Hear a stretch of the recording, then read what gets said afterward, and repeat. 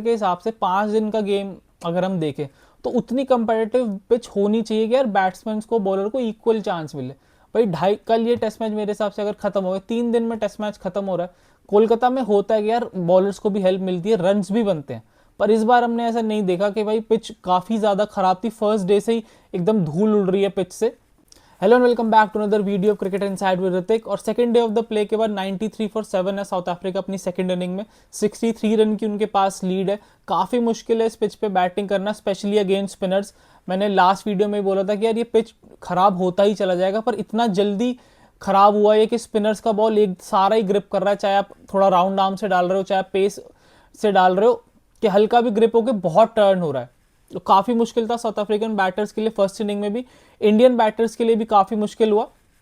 शुरू से अगर बात करें तो भाई केएल राहुल, वॉशिंगटन सुंदर कल का दिन खत्म होने तक खेल रहे थे। उसके बाद आज जब वो बैटिंग करने आए तो लगा भी कि यार अच्छे शॉट्स मार रहे हैं। केशव महाराज को वॉशिंगटन सुंदर ने चार्ज करा, केएल राहुल ने चार्ज करा, चौके लगाए कि यार इन दोनों को अपनी पार्टनरशिप थोड़ी यहाँ से लंबी करनी पड़ेगी, क्योंकि जो जो बैटर्स अब बाद में आते जाएंगे उनके लिए आते ही एकदम सेट होना इस पिच पे, और जो बिल्कुल स्क्वायर टर्न हो रहा है काफी मुश्किल होगा।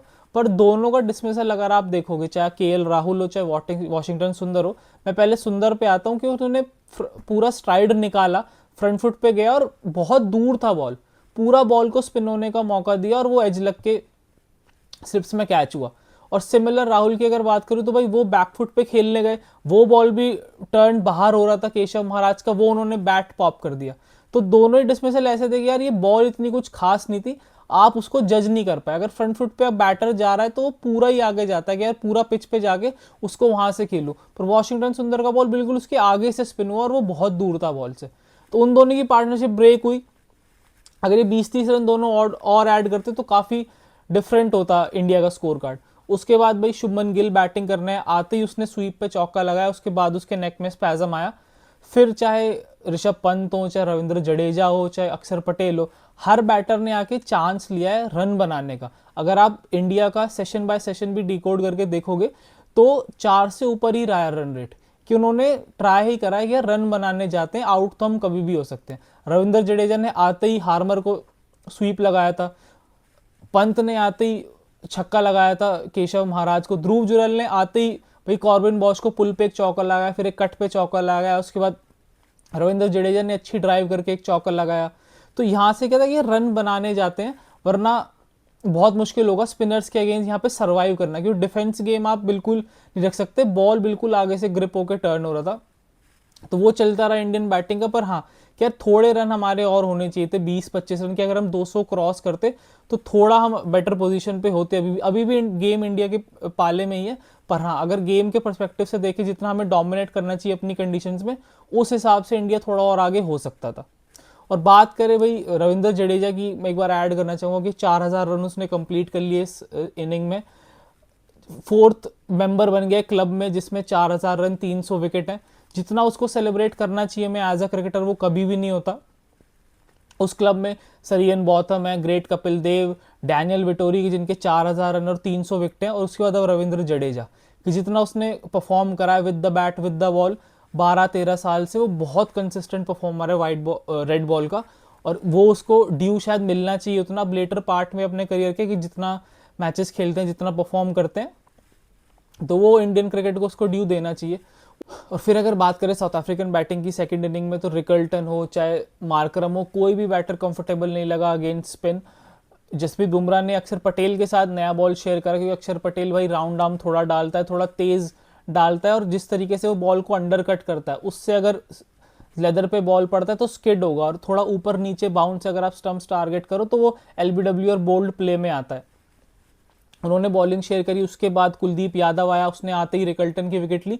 फिर उसके एंड से रविंद्र जडेजा ने जो लगातार 8 या 10 ओवर डाले हैं, वहां उस पिच पे मेरे हिसाब से सबसे डेडली बॉलर रविंद्र जडेजा ही है, कि बॉल बहुत ज्यादा स्पिन हो रहा है। जडेजा को एक एडवांटेज जो मेरे हिसाब से अक्सर से ज्यादा है, या और जितने भी लेफ्ट आर्म स्पिनर्स हैं, कि जितने भी लेफ्ट आर्म स्पिनर्स आप देखोगे अगर वो तेज बॉल करते हैं, अगर उनका पेस 90-95 से ऊपर जाता है तो उनको इतना टर्न नहीं मिलता।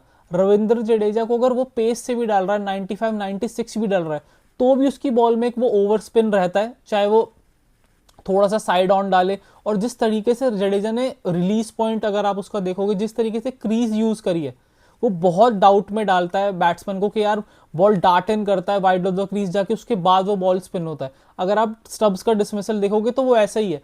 जिस तरीके से जडेजा ने बॉल रिलीज करा है, वो अगर आप देखोगे तो बैट्समैन को ये लगेगा यार ये बॉल पड़ के अंदर ही आएगा, पर वो बॉल वहां हाई पेस से टर्न होके उसके स्टंप्स में लगा, और जडेजा को उतने रेफ्स ओवर स्पिन मिलता है। अगर वो तेज तेज भी डाल रहा है तो वो अंडर कट या वो आर्मर नहीं डालता, वो बॉल पे ओवर स्पिन ही डालता है कि भाई बॉल पे थोड़े रेव्स मिले और पिच होके बॉल टर्न हो। तो वो जडेजा बहुत डेडली लगा साउथ अफ्रीकन बैटर्स के अगेंस्ट। और टेम्बा बवुमा को छोड़ के मेरे हिसाब से बहुत ही स्ट्रगल करा उनके बैटर्स ने। बवुमा स्वीप वगैरह बहुत अच्छा खेलता है तो उसने थोड़ा मैनेज करा, अभी भी वो खेल रहा है 29 रन पे। 63 की साउथ अफ्रीका के पास लीड है। अगर साउथ अफ्रीका इसको 100 के आसपास ले गया, 100-110 के आसपास ले गया तो मैच अच्छा बनेगा, क्योंकि इंडियन बैटर्स के लिए भी बहुत मुश्किल होगा आते ही रन्स बनाने देखना, क्योंकि केशव महाराज ने और हार्मर ने बहुत अच्छी बॉलिंग की। अगर उनको ज़रूरत पड़ी, मेरे हिसाब से पड़ेगी नहीं, लंबे लंबे स्पेल्स वो दोनों डाल सकते हैं, तो एडन मार्करम भी ऑफ स्पिन कर सकता है। पर हाँ, इतने रन्स हैं नहीं बोर्ड पे कि बस साउथ अफ्रीका के लिए यही है कि यार ये 100-110 से ऊपर हम लेके जाएं और इंडियन बैटिंग को थोड़ा चैलेंज करें। पर ओवरऑल अगर देखा जाए तो साउथ अफ्रीका ने अच्छा क्रिकेट खेला है मेरे हिसाब से, जितना उन्होंने लास्ट इनिंग में इंडियन बैटर्स को परेशान भी करा बॉलर्स ने।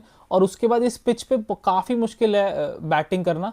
और ये भी मैं ऐड करना चाहूँगा, टेस्ट क्रिकेट के हिसाब से 5 दिन का गेम अगर हम देखें तो उतनी कंपेटिटिव पिच होनी चाहिए कि यार बैट्समैन को बॉलर को इक्वल चांस मिले।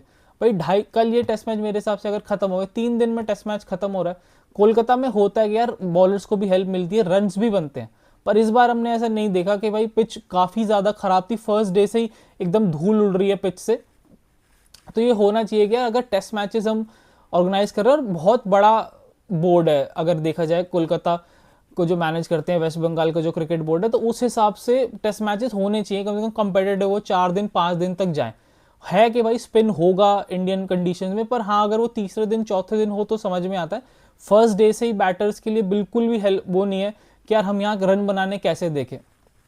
अगर आप फास्ट बॉलर्स को मार पाए तो मार पाए, वरना स्पिन को आपको चलानी ही पड़ेगी, या आप स्वीप पे जाओगे आप निकल के मारोगे।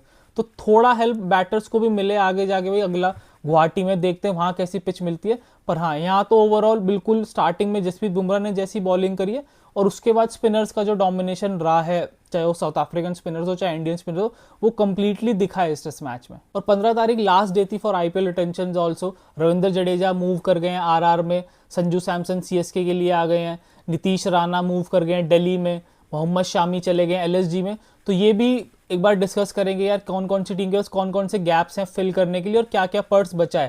भाई चेन्नई के पास ऑलमोस्ट 40 करोड़ से ऊपर का पर्स है। कोलकाता नाइट राइडर्स ने बहुत टाइम बाद यार एंड्रे रसल ने बहुत सर्व करा उनको with the bat with the ball, और लेटर पार्ट जो भी उसका करियर में रहा उसमें एज अ बॉलर उसने डेथ में बहुत अच्छी बॉलिंग करी है, उसको उन्होंने रिलीज करा है। तो 60 करोड़ से ऊपर का पर्स उनके पास है, वेंकटेश अय्यर को रिलीज करा है। तो ये टेस्ट मैच खत्म होने के बाद एक बार डिस्कस करेंगे यार कौन कौन सी टीम के पास क्या गैप्स हैं फिल करने के लिए, कि कौन बैटर ढूंढ रहा है मिडल ऑर्डर में, कौन बॉलर देख रहा है डेथ्स में, या कौन ओपनर देख रहा है। तो मिलते हैं टेस्ट मैच के बाद और फिर बात करते हैं आईपीएल अटेंशन पे। वीडियो अच्छी लगी हो तो लाइक शेयर सब्सक्राइब। जय हिंद।